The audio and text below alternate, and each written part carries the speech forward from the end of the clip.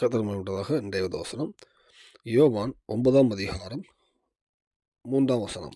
இயேசு பிரயோத்தரமாக, அது இவன் செய்த பாவம் அல்ல, இவனை பெற்றவர்கள் செய்த பாவம் அல்ல, தேவனுடைய கிரியைகள் இவனிடத்தில் வெளிப்படும் பொருட்டு இப்படி பிறந்தான். கர்த்தர் மகிமைப்பட்டதாக.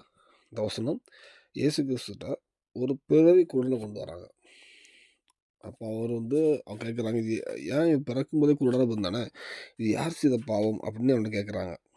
சீஷர்கள் கேட்குறாங்க. நம்ம பிறக்கும்போதே ஒரு குருடனாக பிறக்கும்போது அது ஒரு பாவத்தின் வெளிப்பாடுன்னு சொல்கிறாங்க. அப்போது யார் செய்த பாவம் அப்படின்னு சீஷர் கேட்கும்போது இயேசு சொல்லுவார், இவன் குருடனாக பிறந்தது இவன் செஞ்ச பாவம் இல்லை, இவன் பெற்றோர் செய்த பாவம் இல்லை அப்படின்னு சொல்லுவார்.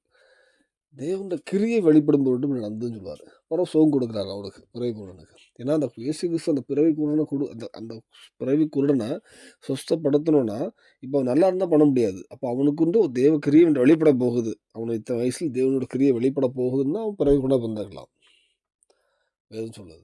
இந்த வேளையில் நம்ம வாழ்க்கையிலும் சில கஷ்டங்கள், சில சூழ்நிலையை தாண்டி வருவோம். நம்ம பாவம் மன்னிப்பு கேட்டு பரிசுத்தமாக வாழ்வோம். சில எதுவுமே இருக்காது, ஆனால் சில குறைகள் இருந்துட்டு இருக்கலாம். அப்படி இருக்குமானால் நம்ம விசுவாசிக்கிறோம், தேவனுடைய கிரியை உங்கள்கிட்ட வெளிப்படுவது எதுவாக அந்த தேவன் மாற்றுவார். அந்த பிறகு குருடனாக இருந்தால் அவன் யார் செய்த பாவம்னு கேட்கும்போது அவன் செய்த பாவம் அப்போ செய்த பாவம் இல்லை, தேவனுடைய கிரியை வெளிப்படும் பொருட்டுன்னு சொன்னார். சொல்லிவிட்டு அவனை சுகம் கொடுக்குறார்.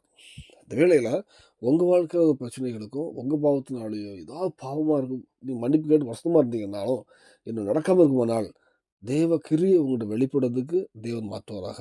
கண்டிப்பாக ஜெயிப்போம். உங்கள் வாழ்க்கையில் தேவ கிரியை வெளிப்படும். சாட்சியாக அதை மாற்றுவார்.